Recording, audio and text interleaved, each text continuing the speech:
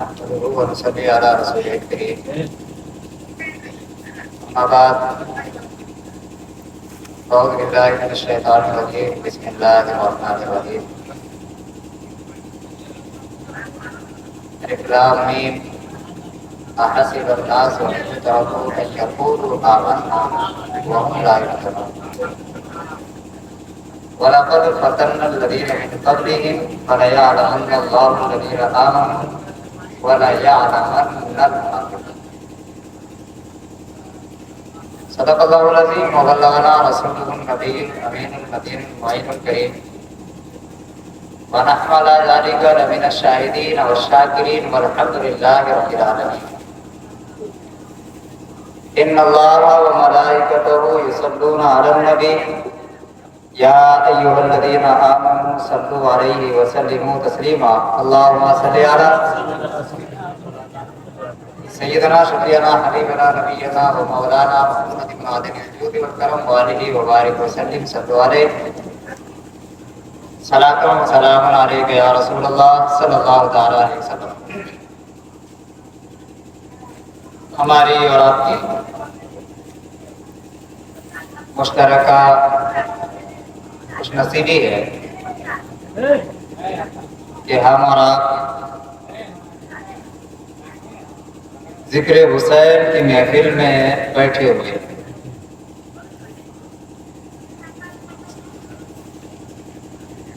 بس یہ ہے کہ اس طریقے کے محافل میں جب آپ بیٹھیں تو انداز بیٹھنے کا ایسا ہو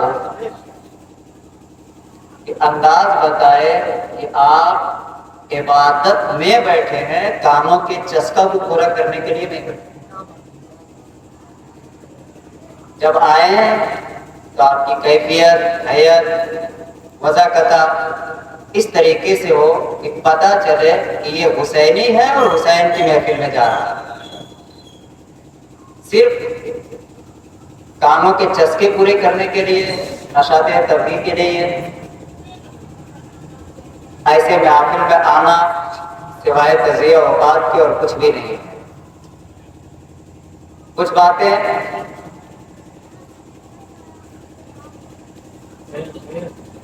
پیغام کے طور پر میں آپ کے سامنے رکھنے کی کوشش کروں گا، اس امید کے ساتھ کہ آپ مکمل انہماک کے ساتھ میری باتوں پر توجہ دیں گے. اللہ تبارک و تعالی نے قرآن حکیم میں ارشاد فرمایا، احسب الناس، کیا لوگوں نے یہ گمان کر لیا، کیا لوگوں کا یہ خیال ہے ان یترکوا، کہ وہ چھوڑ دیے جائیں گے، ان یقولوا، صرف اس کے یہ کہہ دینے سے آمنا، کہ ہم نے ایمان لایا. کیا لوگ صرف اس وجہ سے چھوڑ دیے جائیں گے کہ انہوں نے منہ سے کہہ دیا آمنا، ہم نے ایمان لایا، وہم لا یفتنون، اور انہیں جانچا نہیں جائے گا، امتحان کے مرحلے سے اسے گزارا نہیں جائے گا. آپ نے کہہ دیا کہ ہم نے ایمان لایا، بس بات ہو گئی. بروز حشر میں بے خوف گھس جاؤں گا جنت میں، وہیں سے آئے تھے آدم، ہمارے باپ کا گھر ہے. ایسا تو نہیں چلے گا نا. جب آپ نے کہا ہے آمنا، ہم نے ایمان لایا، تو پھر آپ آزمائے جائیں گے. صرف کہہ دینے سے کچھ نہیں ہوگا، آپ کو جانچا جائے گا، پرکھا جائے گا کہ آپ کہنے میں سچے ہیں یا جھوٹے ہیں. اللہ آگے فرماتا ہے وَلَقَدْ فَتَنَّا الَّذِينَ مِن قَبْلِهِمْ، آپ سے پہلے جو لوگ تھے نا، جو آپ سے پہلے لوگ آئے، انہوں نے بھی کہا تھا آمنا، ہم نے ایمان لایا. اللہ فرماتا ہے فَلَيَعْلَمَنَّ اللَّهُ الَّذِينَ صَدَقُوا وَلَيَعْلَمَنَّ الْكَاذِبِينَ. اللہ نے آزمایا اور دیکھا کہ یہ جو بول رہے ہیں اس میں سے سچے کتنے ہیں اور جھوٹے کتنے ہیں. کتنے ایسے ہیں جو صرف زبانی طور پر دعویٰ کر رہے ہیں آمنا، ہم ایمان لائے، لیکن جب جانچا گیا پرکھا گیا تو امتحان میں فیل ہو گیا۔ حضرات محترم بات یہ ہے کہ اگر صرف یہ کہہ دینے سے کہ آمنا ہم نے ایمان لایا یا آمن تو میں نے ایمان لایا، اگر اس پہ بات ختم ہو جاتی، بات پوری ہو جاتی، تو پھر قرآن ہی سے پوچھتے ہیں۔ قرآن کہتا ہے اذا جاءک المنافقون، حبیب یہ جو منافقین ہیں یہ آپ کے پاس آتے ہیں، قالو اور یہ کہتے ہیں نشہد انک لرسول اللہ، کہ ہم گواہی دیتے ہیں کہ آپ اللہ کے رسول ہیں۔ یہ منافق جو ہیں یہ پیغمبر کے پاس آتے اور پیغمبر کے پاس آ کر کے کہتے آپ نے جو دین لایا ہے برحق ہے، سچ ہے، حق ہے، اور ہم یہ گواہی دیتے ہیں کہ آپ اللہ کے رسول ہیں۔ اللہ فرماتا ہے واللہ یعلم انک لرسول، حبیب آپ کا رب جانتا ہے کہ آپ اللہ کے رسول ہیں، آپ اللہ کے رسول ہیں، یہ آپ کا رب جانتا ہے۔ واللہ یشہد ان المنافقین لکاذبون، اور اللہ اس بات کی بھی گواہی دیتا ہے کہ یہ جو منافق ہیں جو گواہی دے رہے ہیں کہ آپ اللہ کے رسول ہیں، ان المنافقین لکاذبون، یہ منافق جھوٹے ہیں اپنے دعوے میں، یہ منافق بھائی صاحب وہ بھی تو کہہ رہے تھے کہ ہم ایمان والے ہیں، وہ بھی کہہ رہے تھے کہ آپ اللہ کے رسول ہیں، اور اللہ کہہ رہا ہے واللہ یشہد ان المنافقین لکاذبون، اللہ گواہی دے رہا ہے کہ یہ منافق جھوٹے ہیں۔ کلمہ پڑھ رہے ہیں، اچھا نماز نبی کے پیچھے پڑھ رہے ہیں، ہمارے پیچھے نہیں پڑھ رہے ہیں، نبی کے پیچھے پڑھ رہے ہیں، اور نبیوں میں بھی سے امام الانبیاء، جو نبیوں کے بھی امام ہیں ان کے پیچھے نماز پڑھ رہے ہیں، کسی اور نبی کے پیچھے نہیں۔ ایسے امام کے پیچھے کہ ان جیسا امام نہ ان سے پہلے آیا نہ ان کے بعد آئے گا، وہ امام الانبیاء ہے، یہ ان کے پیچھے پانچوں وقت کی نماز پڑھتے ہیں، اور اللہ فرما رہا ہے کہ یہ جھوٹے ہیں، یہ کذاب ہیں، یہ مومن نہیں ہے، یہ اپنے دعوے میں سچے نہیں ہیں۔ پتہ چلا زبان سے کہہ بھی دیا لا الہ تو کیا حاصل، نگاہوں دل جو مسلمان نہیں تو کچھ بھی نہیں۔ ایمان کا تعلق ابھی حضرت نے بتایا نا، تصدیق بالقلب، اور امام شافعی کے نزدیک عمل بالارکان، اس کے مجموعے کا نام ہے ایمان۔ تو یہ پہلی چیز ہے تصدیق بالقلب، دل سے ماننا ایمان ہے، اور جب دل سے آپ نے مانا تو عمل میں دکھنا بھی چاہیے۔ کیا مطلب؟ بند کمرے میں آپ نے کلمہ پڑھ لیا اور اس کے بعد صرف جمعہ میں جائیں گے، یہ پھر دکھ کہاں رہا ہے؟ دکھنا بھی تو چاہیے، دکھنا بھی چاہیے، آپ مسلمان ہیں تو دکھنا چاہیے، کھلیے سے نظر آنا چاہیے۔ یہ کیا بات ہوئی؟ آدھار کارڈ بنانے کے لیے گئے اور وہاں پوچھا نام کیا ہے؟ عبدالحلیم۔ اچھا آپ مسلمان ہیں، آپ کو بتانا کیوں پڑتا مسلمان ہے؟ وضع قطع آپ کی اس طرح کیوں نہیں ہے؟ شکلیں اس طرح کیوں نہیں بناتے کہ کسی کو پوچھنے کی ضرورت نہ پڑے، دیکھے اور دیکھ کر کے کہیے کوئی اور نہیں محمد عربی کا غلام ہے؟ بتانا کیوں پڑتا ہم مسلمان ہیں؟ ہم لوگوں کو بتانا پڑے گا اگر کہیں جائیں گے تو؟ نہیں بتانا پڑے گا، آپ کو بتانا پڑے گا۔ یہی خرابی آ گئی کہ ہم کو بتانا پڑتا ہے، پہلے ہمیں بتانا نہیں پڑتا تھا، لوگ دیکھتے تھے اور ہماری چال ڈھال سے، ہماری وضع قطع سے، چہرہ مہرہ سے اندازہ لگا لیتے تھے یہ کوئی ہو ہی نہیں سکتا، یہ نبی محترم صلی اللہ علیہ وسلم کے غلام ہی ہو سکتے، اس کے علاوہ کوئی نہیں ہو سکتا۔ آج بھی وہ انداز اختیار کیا جا سکتا ہے۔ اس محفل میں بیٹھنے کا کوئی مقصد، کوئی پرپس ہونا چاہیے۔ اللہ نے فرمایا کیا لوگوں نے یہ گمان کر لیا کہ تم صرف کہہ دو آمنا کہ ہم نے ایمان لایا، وَهُمْ لَا يُفْتَنُونَ، اور وہ آزمائے نہیں جائیں گے؟ تمہیں اللہ آزمائے گا نا، آزمائے گا، آزمائے گا۔ یہ منافق نبی کے پیچھے نماز پڑھتے تھے، کلمہ بھی پڑھتے تھے، اللہ فرما رہا جھوٹے ہیں، کیوں؟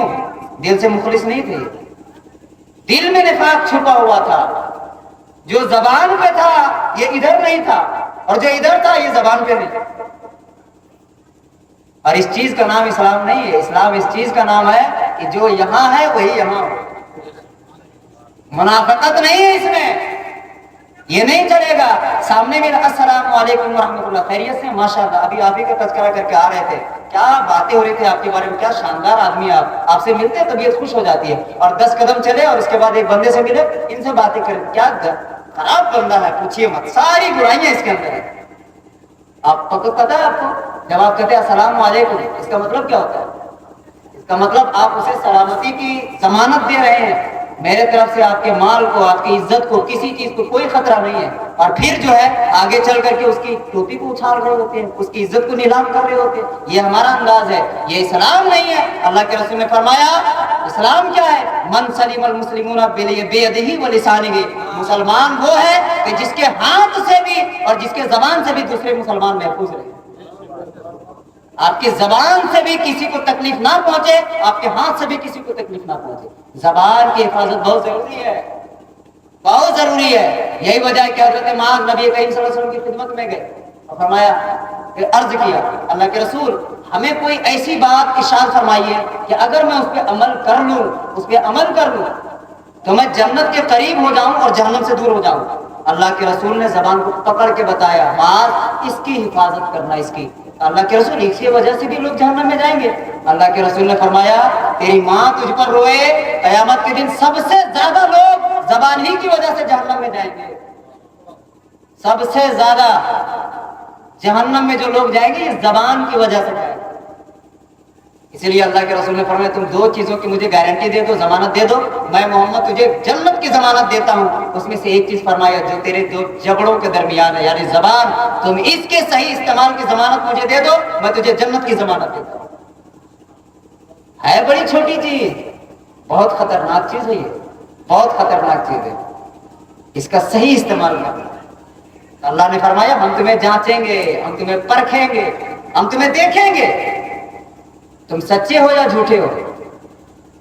اچھا سنیں، اللہ آزمائے گا، کس طریقے سے آزمائے گا؟ اللہ کے رسول صلی اللہ علیہ وسلم سے پوچھا گیا اللہ کے رسول یہ بتائیں سب سے زیادہ تکلیفیں کن لوگوں پر آئی؟ اللہ کے رسول نے فرمایا الانبیاء، سب سے زیادہ تکلیفیں اللہ نے انبیاء کرام کو دی۔ کیوں؟ اس لیے کہ ان کا ایمان سب سے زیادہ مضبوط ہوتا ہے۔ اگر تکلیفیں آئے نا تو یہ نہ سمجھو کہ بہت گنہگار ہے، اللہ کا فضل ہے تمہارے اوپر کہ اس بیماری کے ذریعے اللہ گناہوں کو دھو دیتا ہے، غلطیوں کو دھو دیتا ہے، تو اسے بھی اللہ کی طرف سے فضل سمجھو، انعام سمجھو۔ اللہ کے رسول نے فرمایا سب سے زیادہ تکلیفیں، سب سے زیادہ اللہ نے آزمایا وہ انبیاء کرام ہیں۔ فرمایا ثم الامثل فالامثل، پھر اس کے بعد درجہ بدرجہ، جس کا ایمان جتنا مضبوط ہوگا اللہ اسے اتنا ہی سخت امتحان سے گزارے گا۔ ایمان جتنا مضبوط امتحان اتنا ہی سخت، امتحان اسی قدر سخت جتنا بندے کا ایمان مضبوط ہوگا۔ اچھا اللہ جانچے گا، پرکھے گا، جانچنے کا انداز کیا ہے؟ کن کن چیزوں سے آزمائے گا؟ اللہ فرماتا ہے وَلَنَبْلُوَنَّكُمْ بِشَيْءٍ مِّنَ الْخَوْفِ وَالْجُوعِ وَنَقْصٍ مِّنَ الْأَمْوَالِ وَالْأَنفُسِ وَالثَّمَرَاتِ۔ 5 چیزیں اللہ نے فرمایا کہ ہم 5 چیزوں سے تمہیں جانچیں گے۔ وَلَنَبْلُوَنَّكُمْ بِشَيْءٍ مِّنَ الْخَوْفِ، پہلی چیز اللہ خوف دے کر کے، ڈر دے کر کے بندوں کو آزماتا ہے۔ ڈر دے دیا، خوف ہے آپ کے اوپر، اللہ دیکھنا چاہتا ہے اس خوف کی گھڑی میں تمہارا سر میری بارگاہ میں جھکتا ہے یا تم کسی دنیا دار کے پاس جاتے ہو سر جھکانے کے لیے، تم مجھے یاد کرتے ہو یا کسی اور کے پاس جاتے ہو، اللہ دیکھنا چاہتا ہے۔ وَلَنَبْلُوَنَّكُمْ بِشَيْءٍ مِّنَ الْخَوْفِ وَالْجُوعِ، ابھی بھوک دے کر کے آزماتا ہے۔ وَنَقْصٍ مِّنَ الْأَمْوَالِ، کبھی مالوں میں کمی کر کے آزماتا ہے۔ بندہ کروڑ پتی تھا، کیا ہوا؟ گھر میں آگ لگ گئی، ابھی کچھ لمحے پہلے جو کروڑ پتی تھا کچھ لمحے کے بعد روڑ پتی ہو گیا، کچھ نہیں بچا، سب کچھ ختم۔ اللہ آزما رہا ہے۔ وَلَنَبْلُوَنَّكُمْ بِشَيْءٍ مِّنَ الْخَوْفِ وَالْجُوعِ وَنَقْصٍ مِّنَ الْأَمْوَالِ وَالْأَنفُسِ، کبھی تمہیں تمہاری جانوں سے آزمائے گا۔ وَالثَّمَرَاتِ، کبھی تمہارے پھلوں سے آزمائے گا۔ یہاں امام شافعی نے فرمایا وَالثَّمَرَاتِ سے مراد اولاد ہے، اولادوں کے ذریعے اللہ آزماتا ہے۔ یہ 5 چیزیں ہیں جس کے بارے میں اللہ نے فرمایا ہم ان چیزوں سے تمہیں آزمائیں گے۔ اور اللہ کے رسول کی حدیث بتا رہی کہ ایمان جتنا مضبوط ہوگا اسی طریقے سے امتحان لیا جائے گا۔ اب ذرا اس آیت کو رکھو سامنے، اس حدیث کو رکھو سامنے، اور پھر امام حسین کے کربلا میں جو کچھ پیش آیا اسے دیکھو۔ جب امتحان دیکھ لو گے امام حسین کا اسٹیٹس بھی تمہیں پتہ چل جائے گا، امام حسین کا ایمان بھی تمہیں پتہ چل جائے گا کتنا مضبوط ہے۔ امتحان دیکھو، اللہ آزماتا 5 چیزوں سے۔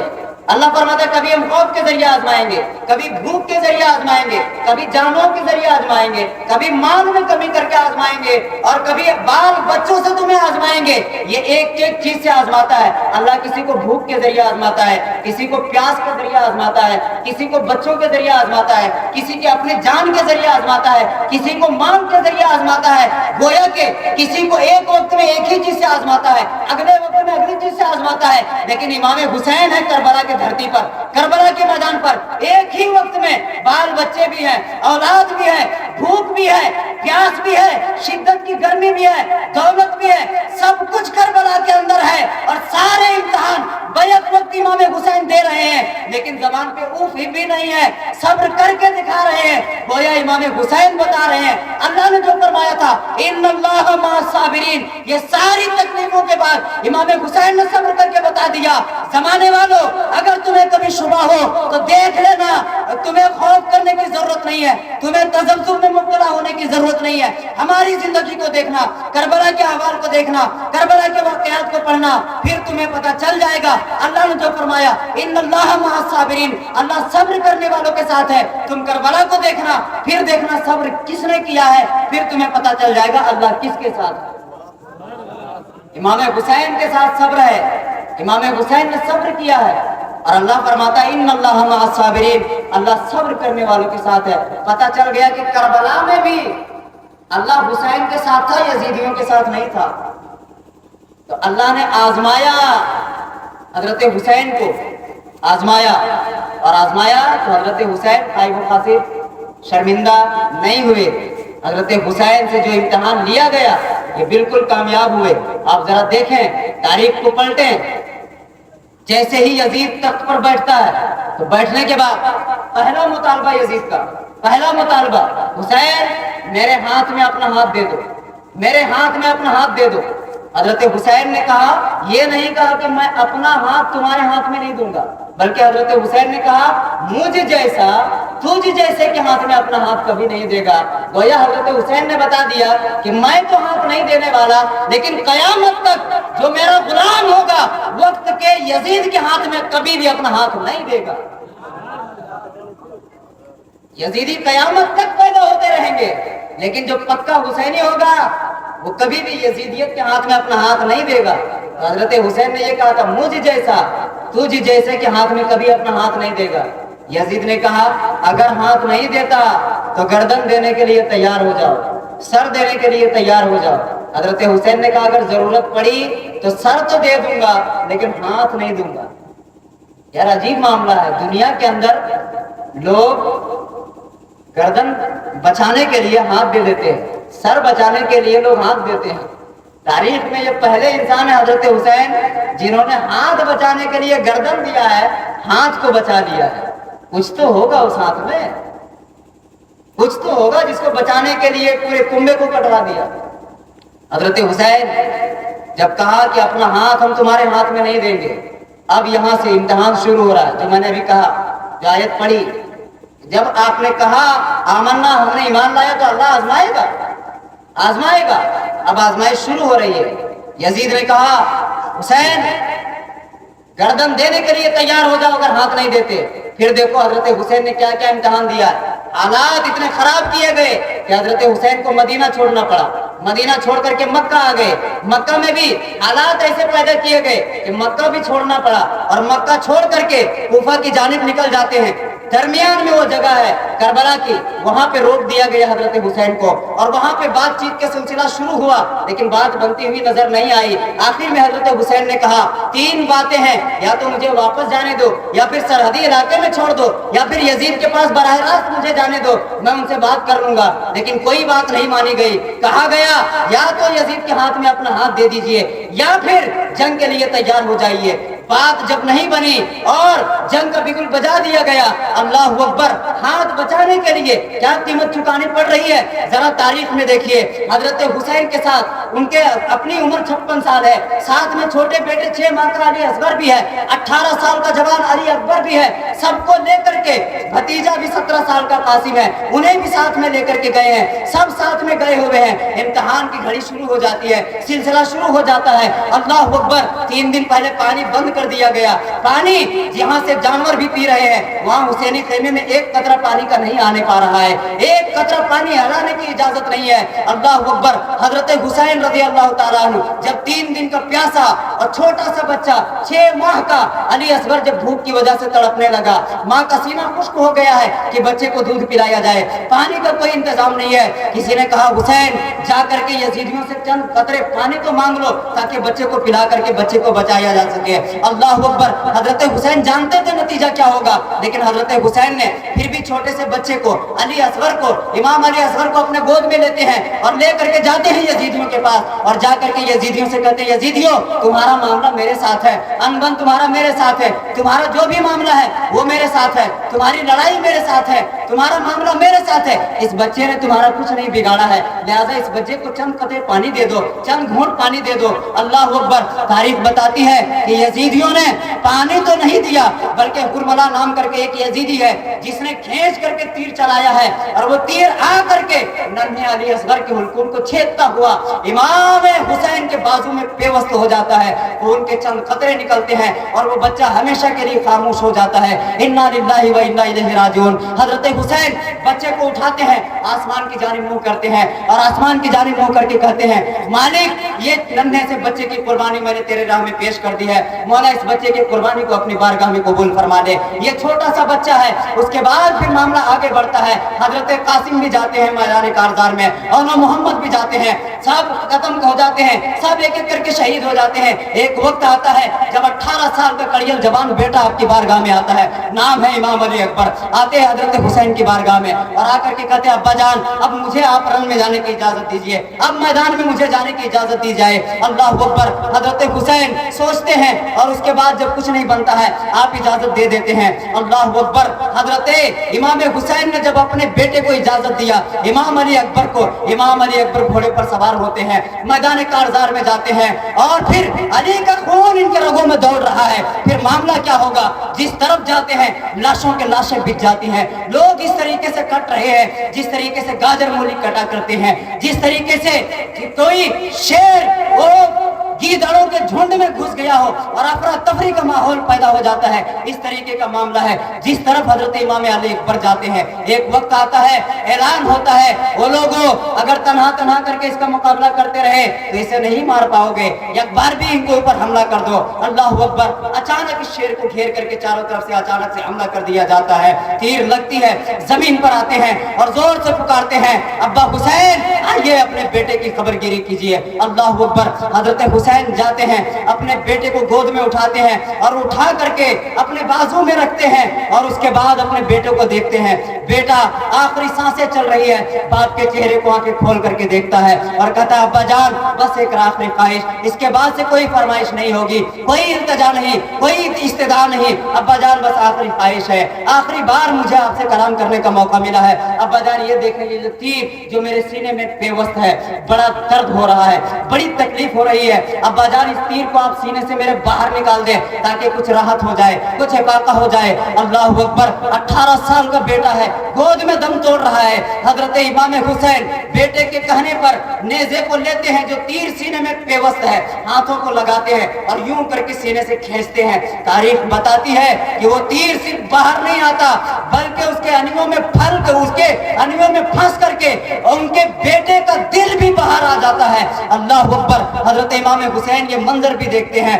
اور دیکھ کر کے آسمان کی جانب چہرے کو کرتے ہیں اللہ میں نے 6 ماہ کے بیٹے کو بھی تیری راہ میں پیش کر دیا، 18 سال کے بیٹے کو بھی تیرے راہ میں پیش کر دیا، مالک اس کی قربانی بھی تو اپنی بارگاہ میں قبول کر لے۔ سب ایک ایک کر کے شہید ہو گئے، اب ایک بیمار بیٹا بچا ہوا ہے۔ اللہ اکبر، آخر میں حضرت امام حسین خود تیاری کرتے ہیں، اور خود تیار ہو کر کے میدان کارزار میں جاتے ہیں، اور جانے کے بعد حضرت امام حسین اسی طریقے سے لڑتے ہیں، جس طرف جاتے ہیں اس طرف لوگ گیدڑوں کی طرف بھاگ رہے ہیں، حضرت امام حسین تعاقب کرتے ہیں، پیچھے سے جاتے ہیں اور ایک ایک کر کے گردنیں اس طریقے سے اڑا رہے ہیں، اللہ اکبر، جس طرف جاتے ہیں لاشیں ہی لاشیں، جس طرف لگ جا رہے ہیں حضرت حسین اس طرف سر ہی سر کٹ رہا ہے، اللہ اکبر۔ پھر کوئی اعلان کرتا ہے یزیدی خیمے سے اس طریقے سے اگر تنہا تنہا لڑتے رہے، اس طریقے سے بھاگتے رہے تو یاد رکھو 22,000 کے لشکر میں سے حسین کسی کو بھی زندہ نہیں چھوڑے گا۔ لوگوں تمہیں پتا ہے ان کے رگوں میں کن کا خون دوڑ رہا ہے، تم ایک ایک کر کے ان سے لڑ رہے ہو،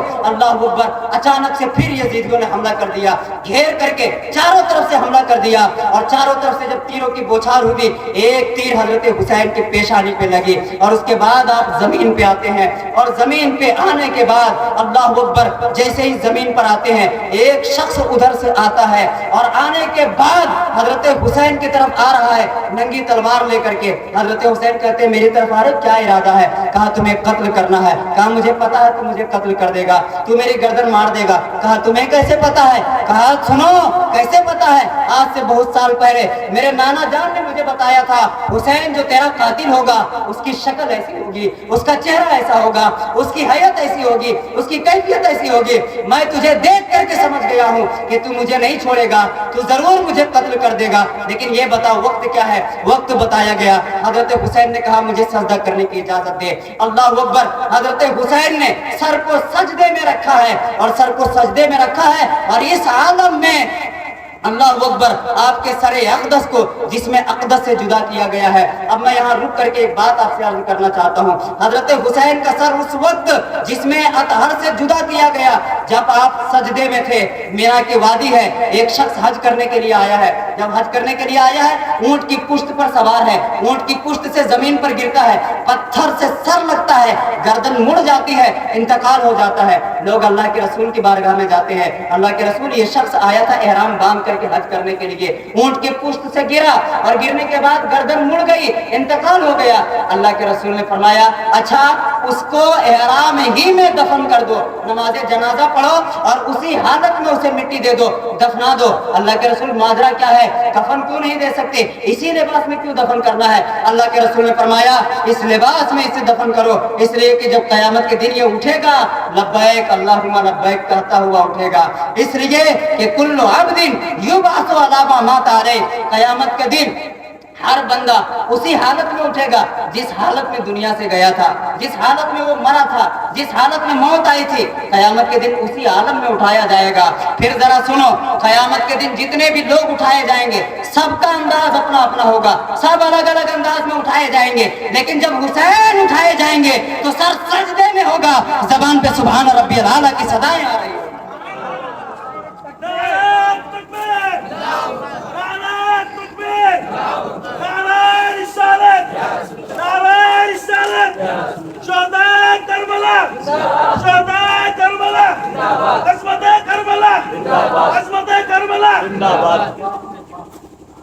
سب کے اٹھنے کا انداز الگ منفرد اپنا اپنا ہوگا، لیکن جب حسین اٹھائے جائیں گے تو سر سجدے میں ہوگا، زبان پہ سبحان ربی الاعلیٰ کی تسبیح ہوگی۔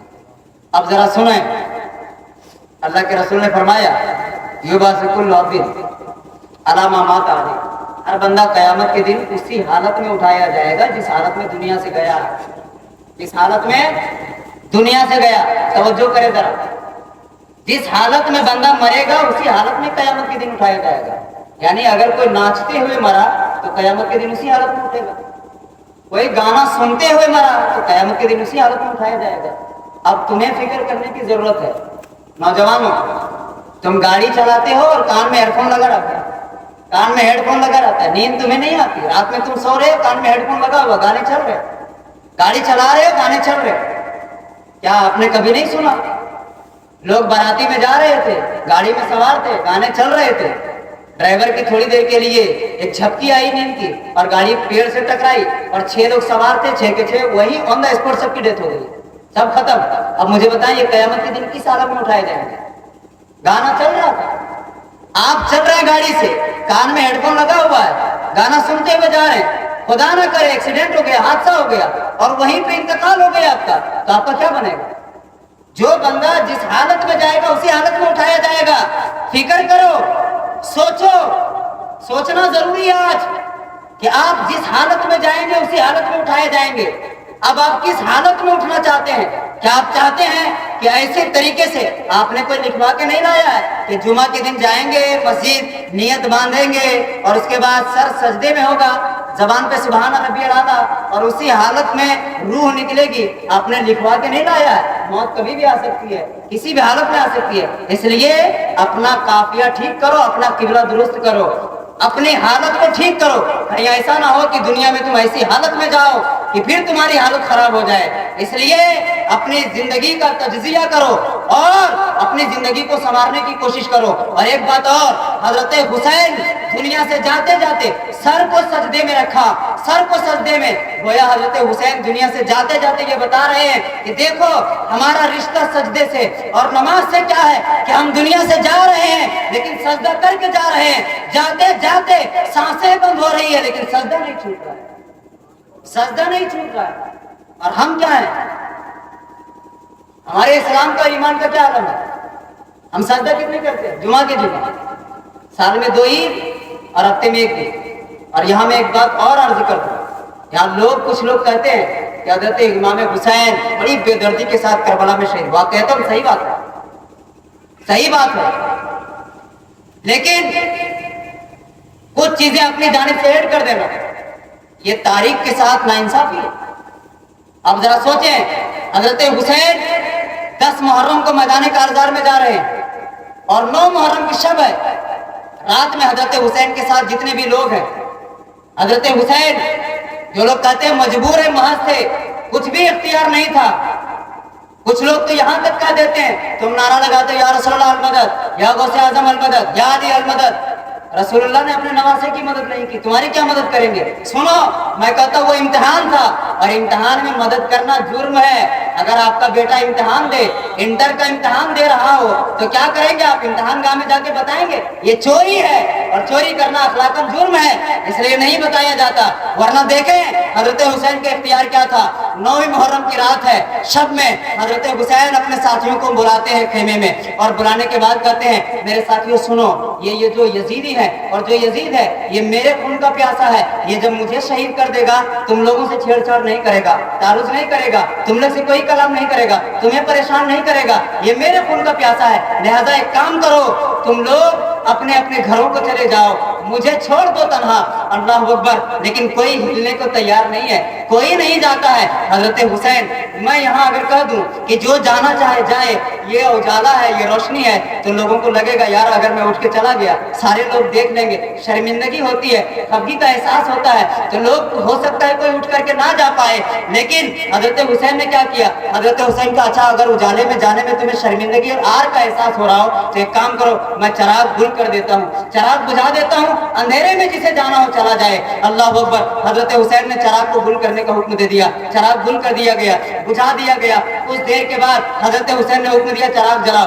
اب جب چراغ جلایا گیا ایک بندہ بھی نہیں ہلا، جتنے لوگ تھے سارے کے سارے موجود ہیں. میں کہتا لوگوں وفاداری سیکھنا ہے تو حضرت حسین کے ساتھیوں سے سیکھو کہ گردن دینے کے لیے تیار ہیں، ساتھ چھوڑنے کو تیار نہیں ہے، بے وفائی کرنے کو تیار نہیں ہے. آج ہم چائے کے ایک کپ پہ بک جا رہے ہیں، 100 روپے میں ہمارا ووٹ کسی پہ چلا جاتا ہے، 50 روپے میں ہمارا کردار بک رہا ہے، 200 روپے میں ہمارا ووٹ بک رہا ہے، 500 روپے میں ہم بک رہے ہیں، 600 میں ہمارا ضمیر بک رہا ہے. حسینیوں سے ذرا سیکھو کہ جان کی بازی لگا دے رہے ہیں لیکن بے وفائی کرنے کو تیار نہیں ہے. جب کوئی نہیں ہلا، جب کوئی نہیں گیا تو حضرت حسین نے کہا لوگوں کوئی ہلنے کو تیار نہیں، کوئی جانے کو تیار نہیں. سنو انکم ستقتلون غدا، اگر تم نہیں جاتے تو نہ جاؤ. سنو کل تم سب قتل کر دیے جاؤ گے، کل تم سب قتل کر دیے جاؤ گے. اللہ اکبر. لوگوں کو گھبرا جانا چاہیے، یار حسین کہہ رہے ہیں ہم قتل کر دیے جائیں گے، لیکن گھبرایا کوئی نہیں، کوئی نہیں گھبرایا، بلکہ ان لوگوں نے کہا الحمدللہ الذی شرفنا بالقتل معک یا حسین. اے حسین اگر ہم آپ کے ساتھ شہید کر دیے جائیں قتل کر دیے جائیں، یہ ہمارے لیے افتخار کی بات ہے، یہ ہمارے لیے عزت کی بات ہے، یہ ہمارے لیے نصیبے کی بات ہے کہ ہم آپ کے ساتھ شہید کر دیے جائیں گے۔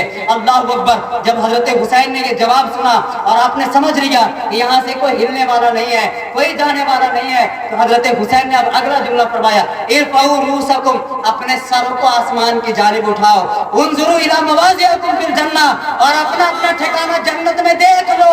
گویا پتہ چلا کہ جس حسین کو تم مجبور کر رہے ہو وہ حسین کربلا کی دھرتی پر کھڑے ہو کر کے اپنے شہدائیوں کو جنت بانٹ رہا ہے، جنت تقسیم کر رہا ہے، جنت عطا کر رہا ہے۔ یہ حضرت حسین کا پاور ہے۔ پھر سوال یہ پیدا ہوتا ہے کہ حضرت حسین اتنے بے دردی سے کیوں شہید کیے گئے؟ لوگوں، حضرت حسین بھوکے پیاسے کیوں تھے؟ اس لیے کہ مشیت اور مرضی مولا یہی تھا۔ اور ایک بات میں عرض کر دینا چاہتا ہوں، وہ بات یہ ہے، حضرت حسین سے پوچھو، حسین آپ نے پانی کیوں نہیں پیا؟ لوگوں ذرا یاد رکھو، حسین مجبور نہیں تھے، حسین پریشان نہیں تھے۔ میں آپ کو یاد دلا دینا چاہتا ہوں، حضرت عمر کا زمانہ ہے، حضرت عمرو ابن العاص مکہ سے، حضرت عمرو ابن العاص مدینہ سے مصر کے اندر آتے ہیں، گورنر بنا کر کے بھیجے گئے ہیں۔ جب مصر کے اندر آتے ہیں، مصر کا معاملہ یہ ہے کہ دریائے نیل سال میں ایک دفعہ سوکھ جاتا ہے۔ جب سوکھ جاتا ہے تو مصر کے لوگ جو سب سے خوبصورت بچہ یا بچی ہے اس کو لے کر کے جاتے ہیں، دریائے نیل کے کنارے جا کر کے ذبح کرتے ہیں، اور ذبح کرنے کے بعد اس بچی یا بچے کا خون دریائے نیل میں چڑھاتے ہیں، پیش کرتے ہیں۔ ان کا عقیدہ ہے کہ بچے کو ذبح کریں گے دریا کے کنارے، تب دریائے نیل میں پانی آئے گا اور ہم اپنی کھیتیوں میں پانی پٹائیں گے، ہم اپنی کھیتیوں کو سرسبز و شادابی بخشیں گے۔ اللہ اکبر۔ حضرت عمرو ابن العاص جب آئے تو دیکھا ایک چوراہے پہ ایک خوبصورت بچے کو لوگ سجا کر کے کہیں لے کر کے جا رہے ہیں۔ حضرت عمرو ابن العاص نے لوگوں سے پوچھا، لوگوں معاملہ کیا ہے؟ اس بچے کو سجا کر کے کہاں لے کر کے جا رہے ہو؟ کہا دریائے نیل سوکھ گیا ہے، اس بچے کو ہم لے کر کے جا رہے ہیں، دریائے نیل کے کنارے اسے ذبح کریں گے، اس کا خون دریا میں چڑھائیں گے تاکہ دریا میں پانی آئے، پھر ہم پیئیں گے تو جئیں گے، اور ہمارے جانور پیئیں گے، ہمارے بچے پیئیں گے، اور اس طریقے سے ہماری زندگی بحال ہوگی۔ سرسبز و شادابی جو زمین کی جا چکی ہے یہ دوبارہ لوٹائی جائے گی۔ اللہ اکبر۔ جب حضرت عمرو بن العاص نے یہ جواب سنا تو آپ نے خط لکھا حضرت عمر فاروق کے پاس اور کہا، عمر آپ کچھ کیجئے ورنہ یہ لوگ بے گناہ بچوں کو اسی طریقے سے قتل کرتے رہیں گے، بے گناہ بچے اسی طریقے سے مارے جاتے رہیں گے۔ جب حضرت عمر کے پاس خط پہنچا تو حضرت عمر نے خط کو پڑھا اور خط کا جواب خط ہی میں لکھا، لیکن جس نے خط لکھا تھا اس کے نام پہ جواب نہیں لکھا، جواب دریائے نیل کے نام پہ لکھا ہے، دریائے نیل کے نام پہ۔ آپ مجھے بتائیں، اگر حضرت مجھے خط لکھے تو میں حضرت کے نام پہ جواب لکھوں گا، لیکن حضرت عمر نے خط لکھنے والے کے نام پہ خط کا جواب نہیں لکھا، دریائے نیل کے نام پہ خط کا جواب لکھا ہے۔ لکھتے کیا ہے؟ وہ دریائے نیل اگر تو اللہ کے حکم سے بہتا ہے، اللہ کے حکم سے رکتا ہے تو اللہ کا بندہ عمر تجھے حکم دے رہا ہے، جاری ہو جا، جاری ہو جا۔ اللہ اکبر۔ یہ خط دیا جاتا ہے اور اس کے بعد قاصد خط کو لے کر کے آتا ہے، دریائے نیل میں خط کو ڈالتا ہے، خط کا ڈالنا تھا دریائے نیل میں، پانی آ جاتا ہے، طوفان آ جاتا ہے، سیلاب آ جاتا ہے۔ اللہ اکبر۔ من کان اللہ کان اللہ لہ، جو اللہ کا ہو گیا اللہ اس کا ہو جاتا ہے۔ تاریخ بتاتی ہے جب تک حضرت عمر کا خط دریا میں نہیں ڈالا گیا تھا سال میں دریائے نیل ایک دفعہ سوکھ جاتا تھا، لیکن حضرت عمر کا خط جب سے دریائے نیل میں ڈالا گیا 1400 سال ہو گئے، آج تک دریائے نیل کبھی سوکھا نہیں، آج تک مسلسل اس میں پانی آ رہا ہے۔ اور قریب سے سمجھو سلطان الہند عطائے رسول غریب نواز ہے، پانی بند کر دیا جاتا ہے، پانی بند کر دیا جاتا ہے، اپنے خادم کو بلاتے ہیں، کٹورا دیتے ہیں، کاسا دیتے ہیں اور کہتے ہیں جاؤ جا کر کے آنا صابر کو کہہ دینا تمہیں معین الدین نے بلایا ہے۔ غلام جاتا ہے کٹورا لے کر کے اور کہتا ہے میرے پیر معین الدین نے تمہیں بلایا ہے، پورے انا ساگر کا پانی اس کٹورے میں آ جاتا ہے۔ لوگوں میں عرض یہ کرنا چاہتا ہوں کہ حسین کے غلام کے غلام اگر اشارہ کریں تو پورے انا ساگر کا پانی ایک کٹورے میں آ جائے، تو اگر حسین چاہتے تو کیا دریائے فرات آپ کے قدموں میں نہیں آ جاتا؟ یقیناً آ جاتا، لیکن حضرت حسین نے خود لینے سے انکار کر دیا تھا۔ وجہ کیا ہے؟ وجہ سمجھے۔ حضرت حسین سے پوچھو حسین آپ نے پانی کیوں نہیں پیا؟ حضرت حسین کے تربت سے آواز آتی ہے میں چاہتا یہ تھا کہ بھوکے پیاسے رہ کر کے یزیدیوں کو ایسی موت ماروں، ایسی ذلت کی موت ماروں کہ قیامت تک یہ عبرت کا نشان بن جائے۔ آپ کہیں گے وہ کیسے؟ وہ ایسے کہ یزیدیوں نے کیا کہا تھا؟ دنیا کی تاریخ یہ تھی، یزیدیوں نے کہا پانی بند کر دو، پانی پینا بند ہو جائے گا، سانسیں بند ہو جائیں گی، نہ پانی پیئیں گے نہ جیئیں گے، پانی بند سانسیں بند، یہ ان کا کانسیپٹ تھا۔ حضرت حسین نے پیاسے رہ کر کے بتا دیا، اور چشمے پلک نے پھر دیکھا کہ جو دریائے نیل سے پانی پیتے رہے وہ پی کر کے بھی مر گئے، مٹ گئے، ان کے نشان کا بھی پتہ نہیں ہے۔ اور جن لوگوں کو پانی نہیں ملا وہ پیاسے رہ کر کے نیزے پہ چڑھ کے یہ کہہ رہے تھے وَلَا تَقُولُوا لِمَنْ يُقْتَلُ فِي سَبِيلِ اللَّهِ أَمْوَاتٌ بَلْ أَحْيَاءٌ وَلَٰكِن لَا تَشْعُرُونَ۔ وہ لوگوں جو اللہ کی راہ میں مارے گئے انہیں مردہ نہ کہو، وہ زندہ ہیں، ہاں تمہیں ان کی زندگی کا شعور نہیں ہے، پتہ نہیں ہے۔ نعرہ تکبیر، نعرہ رسالت، علماء اہل سنت،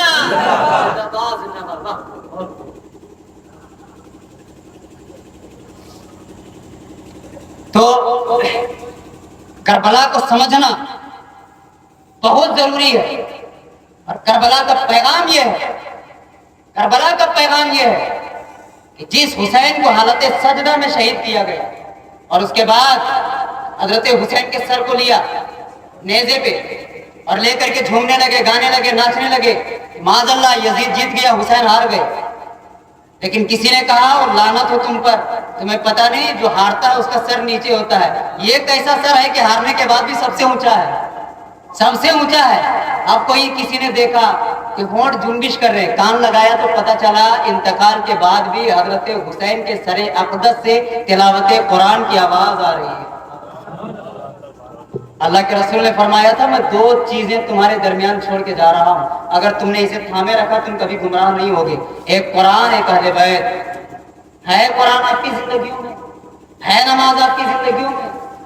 مجھے بتائیں، جمعہ کے دن خوشبو لگا کے، سرما لگا کے، عطر لگا کے، اچھی ٹوپی پہن کر کے، جبہ کبہ پہن کر کے مسجد میں ہم ایسے آتے ہیں لگتا ہے آسمان سے ابھی اتر کر کے آئے۔ 5 وقت کی نماز کون پڑھے گا؟ صرف جمعہ کے لیے ہم مسلمان۔ یاد رکھیں حضرت حسین کو ہمارے یہاں پٹی باندھ کر کے دوڑنے سے امام حسین خوش نہیں ہوں گے، ہمارے جھنڈے کی امام حسین کو ضرورت نہیں ہے، ہمارے سبیل کی امام حسین کو ضرورت نہیں ہے، فاتحے کی ضرورت نہیں ہے۔ اگر آپ کچھ کرنا چاہتے ہیں امام حسین کے خوش کرنے کے لیے تو آپ نمازی بن جائیں، آپ قرآن کے تلاوت کرنے والا بن جائیں، آئیں مسجد میں نماز پڑھیں 5 وقت کی، اور نماز کے بعد قرآن کی تلاوت کریں۔ اللہ کی قسم حسین بھی خوش ہو جائیں گے، تیرا رب بھی خوش ہو جائے گا، رب بھی راضی ہو جائے گا۔ اس بات کو آپ ذہن پہ بیٹھا دیں۔ اللہ کے رسول نے فرمایا تھا قیامت کے دن بے نمازی حامان کے ساتھ اٹھایا جائے گا، فرعون کے ساتھ اٹھایا جائے گا، قارون کے ساتھ اٹھایا جائے گا، امیہ بن خلف کے ساتھ اٹھایا جائے گا۔ یہ 4 جو سڑے ہوئے کافر ہیں، اللہ کے رسول نے فرمایا بے نمازی قیامت کے دن اس کے ساتھ اٹھایا جائے گا۔ مجھے بتائیے آپ کے نمازوں کا کیا عالم ہے؟ صرف ہمارے حسینی کا دینے سے ہو جائے گا؟ یہ 4 جو سب سے بڑے کافر، اللہ کے رسول نے فرمایا بے نمازی ان کے ساتھ اٹھایا جائے گا۔ اگر ہم ان کے ساتھ اٹھائے گئے تو ہمارا کیا بنے گا؟ کیا بنے گا؟ اللہ کے رسول نے فرمایا من ترک الصلاۃ متعمدا فقد کفر جہارا، جس نے جان بوجھ کر کے نماز چھوڑ دی اس نے اعلانیہ کفر کیا، کفر کیا، یہ کافروں والا کام ہے۔ اللہ کے رسول نے فرمایا بین العبد والمومن، یہ بین المومن والکافر، کہ مومن اور کافر کے درمیان جو فرق ہے یہ نماز کا فرق ہے۔ نماز بتاتا ہے کہ کون بندہ مومن ہے کون بندہ کافر ہے، لیکن ہم نے نمازوں کا کیا حل کیا ہوگا؟ مجھے بتائیں قیامت کے دن، بس ایک آخری بات اس کے بعد گفتگو ختم، قیامت کے دن اطمینان کے ساتھ اس بات کو سنیں، سارے لوگ اکٹھے ہیں، آپ کو آپشن ملے، ایک طرف یزید کھڑا ہے ایک طرف حسین کھڑے ہیں، ایمانداری سے بتائیے گا آپ کس کے ساتھ کھڑے ہوں گے؟ کس کے ساتھ کھڑے ہوں گے؟ حسین کے ساتھ، یزید کے ساتھ؟ حسین کے ساتھ۔ اچھا اگر حسین نے پوچھ لیا میرے ساتھ کیوں کھڑے ہوئے، یزید کے ساتھ کیوں نہیں، یزید کے ساتھ کیوں نہیں کھڑے ہوئے، میرے ساتھ کیوں کھڑے ہو رہے ہو؟ جواب کیا ہوگا؟ حسین آپ نمازی، یزید بھی نمازی، اس لیے آپ کے ساتھ کھڑے ہوئے۔ یزید کے ساتھ کون کھڑا ہوگا؟ فاسق و فاجر، جھوٹا، بندر نچانے والا، کھلم کھلا گناہ کرنے والا، فسق و فجور میں مبتلا شخص، نماز چھوڑنے والا، قرآن چھوڑنے والا، اس کے ساتھ کیسے کھڑے ہوں گے؟ اچھا تو میرے ساتھ کھڑے ہو؟ جی ہاں آپ کے ساتھ کھڑے ہیں۔ کیوں؟ حضور آپ نمازی تھے، آپ متبع شریعت تھے، شریعت کے اتباع کرنے والے تھے، آپ سچے تھے، آپ قرآن پڑھنے والے تھے، اس پر عمل کرنے والے تھے، آپ نیک تھے، پرہیزگار تھے، متقی تھے، اس لیے آپ کے ساتھ آپ کے غلام حضور آپ کے ساتھ کھڑے ہیں۔ اچھا میرے ساتھ کھڑے ہو کیونکہ میں نمازی تھا، اس کے ساتھ کھڑے نہیں ہوئے کیونکہ وہ بے نمازی تھا۔ تو بتا تو نمازی تھا یا بے نمازی تھا؟ تو کیا تھا؟ یزید کے ساتھ کھڑے نہیں ہوئے کیونکہ وہ جھوٹا تھا، میرے ساتھ کھڑے ہوئے کیونکہ میں سچا تھا۔ تو بتا تو سچا تھا کہ جھوٹا تھا؟ میں نے کبھی جھوٹ نہیں بولا، تو نے کبھی سچ نہیں بولا۔ میں نے کبھی نماز چھوڑی نہیں، تو نے جمعہ کے علاوہ کوئی پڑھی نہیں۔ تو کام تو سارے تیرے یزید والے ہیں، پوری زندگی بھر نوکری تم نے یزید کے پاس کی ہے اور مزدوری لینے کے لیے میرے پاس آئے۔ کام سارا یزید والا، جھوٹ تم نے بولا، غلط کام تم نے کیا، نماز تم نے چھوڑا، قرآن تم نے چھوڑا، یہ سارا کام یزید کرتا رہا اور سارا کام تو بھی کرتا رہا۔ تو جب کام تیرے یزید والے ہیں تو میرے ساتھ کیوں کھڑا ہے؟ جاؤ یزید کے ساتھ کھڑے ہو جاؤ اور جہاں یزید جاتا ہے اس کے ساتھ تم بھی چلے جاؤ۔ کیا جواب ہوگا؟ کیا کریں گے؟ اگر آپ چاہتے ہیں کہ حسین کے ساتھ قیامت میں کھڑے رہیں تو نمازی بن جائیے، قرآن پڑھنے والا بن جائیے، سچے بن جائیے، جھوٹ سے پرہیز کیجیے، دغا بازی نہ کیجیے، دھوکہ دھڑی مت کیجیے، چغلی مت کیجیے، غیبت مت کیجیے۔ جو زبان پہ ہو وہی دل پہ ہو، دل کو صاف کیجیے، قرآن پڑھیے، نماز پڑھیے، انشاءاللہ حضرت حسین کی روح ہم سے خوش ہو جائے گی اور انشاءاللہ ہم یہاں بھی کامیاب ہو جائیں گے، وہاں بھی کامیاب ہو جائیں گے۔ بس انہی باتوں کے ساتھ اپنی گفتگو کو میں ختم کر دیتا ہوں۔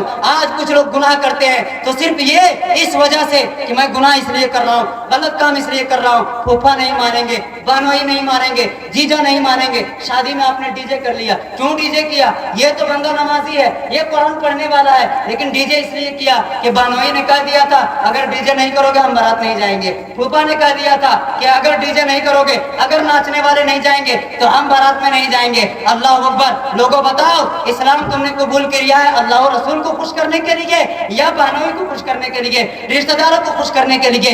اس لیے اگر ایسی کوئی بات آئے تو ان سے کہہ دو تم 100 بار ناراض ہو جاؤ، مجھے کوئی پرواہ نہیں ہے، اس لیے کہ اپنا شیوا یہ ہے انہیں مانا، انہیں جانا، نہ رکھا غیر سے کام، للہ الحمد میں دنیا سے مسلمان گیا، وما علینا الا البلاغ۔ السلام علیکم ورحمۃ اللہ۔